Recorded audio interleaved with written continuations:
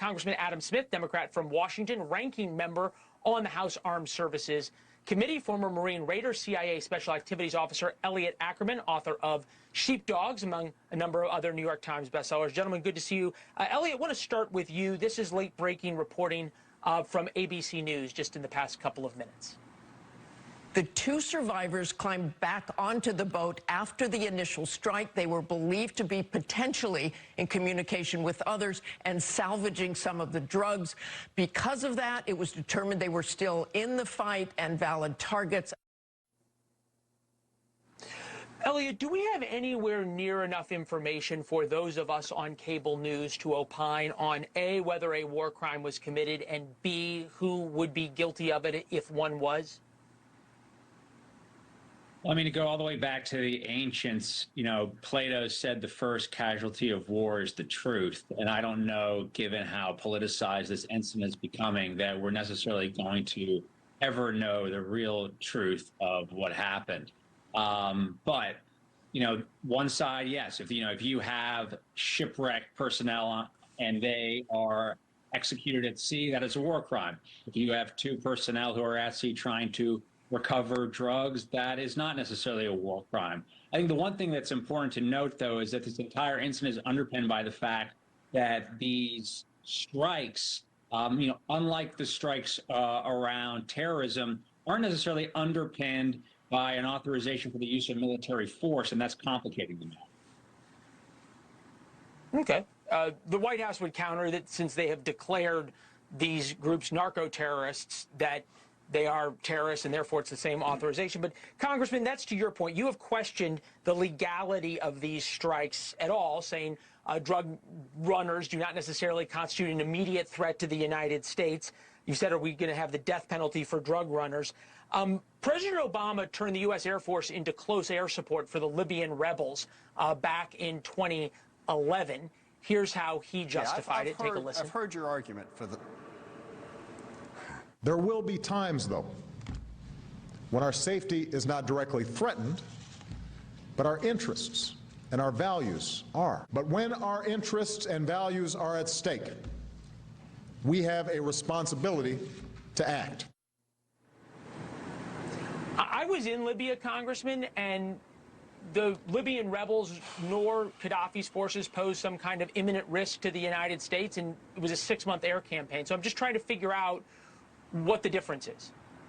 Yeah. Look, if this is an example of a left-right balanced reporting, I'd hate to see what happens when you decide to be biased against us. I mean, that recitation of those facts leaves out so many things. It's hard to even know where to start. First of all, when this first happened, Secretary Hegseth said, didn't happen, fake news, made up. And then all of a sudden he said, yeah, Admiral Bradley ordered the second strike. So how do we know there was a second strike? Pete Hegseth said there was, okay? And yes, I have not said, string him up, not said any of that stuff. We're going to meet with Admiral Bradley tomorrow, and we're going to hear exactly what happened. It is interesting that President Trump, Secretary Hegseth, have refused to tell us exactly what happened. They know. They've dribbled out little stuff. They've lied repeatedly and then corrected themselves. They have every opportunity to do what you're asking for. They have not taken it. Now, we're going to try to talk to Admiral Bradley tomorrow and figure it out. And second, the key part is what your other guest here said. There was congressional authorization for what Obama did in that first clip that you talked about. And yes, we were dealing with known terrorists that had attacked us on 9/11. Libya was actually approved by the UN. It was a collective action, not the U.S. acting unilaterally.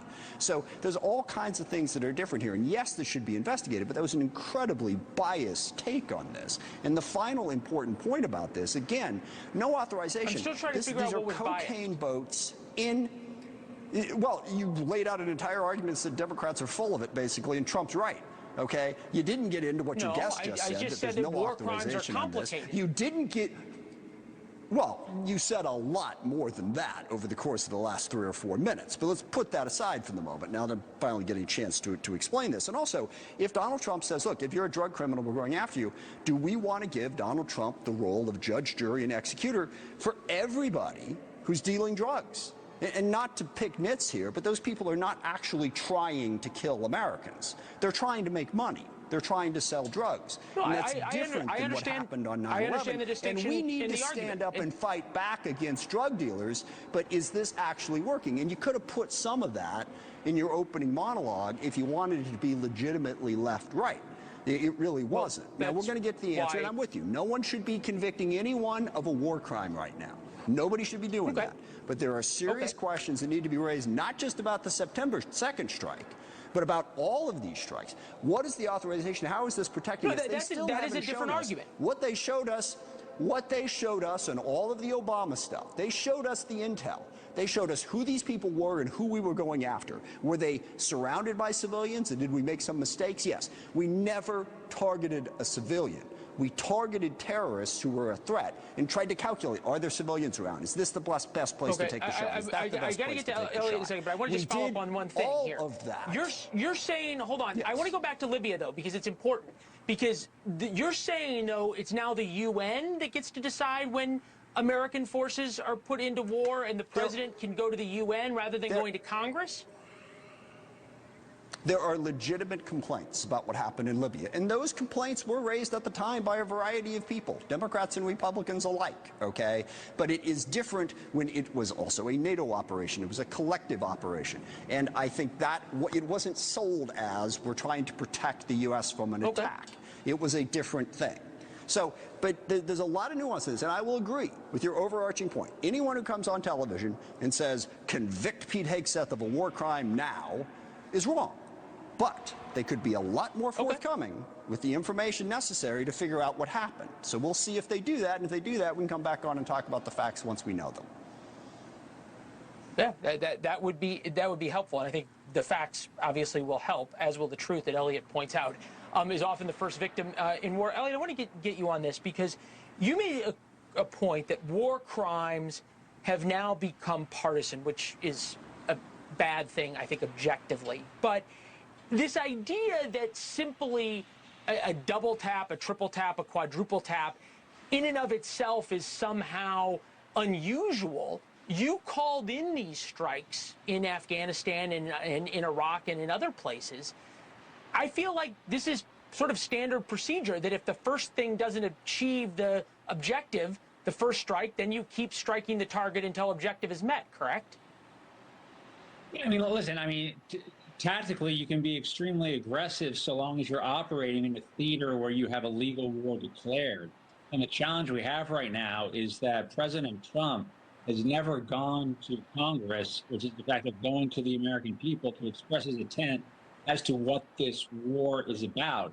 You have Secretary Hegseth, who said he's very pro-troops, will stand behind the troops, will always have their backs. But his actions show that he doesn't have their backs, because he's making individuals like Admiral Bradley, who I assure you does not want to be in front of Congress tomorrow, he's making them extremely vulnerable, because now all of their actions can come into question because they're not on a legally authorized battlefield. I mean, I fought in Iraq. I fought in the Second Battle of Fallujah.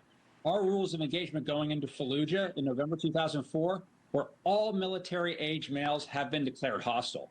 That meant we could kill anyone who was a military-age male in that city. Those were extremely lax rules of engagement, and they were such because that was going to be a highly kinetic battle. But we could operate with those rules of engagement because we were basically in a war that Congress had authorized based off of the 2001 authorization for the use of military force that came after September 11th. Because at the time, President Bush went through a process with the Congress.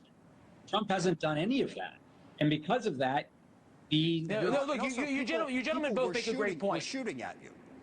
Yeah, and people were shooting at you. Well, okay, you were at risk, at high risk. So those rules of engagement need to be there. We've got drones shooting at a boat that isn't shooting at any U.S. person right now. All right. Gentlemen, thank you very much. Excellent insight from both of you. Congressman Adam Smith, Elliot Ackerman, thank you.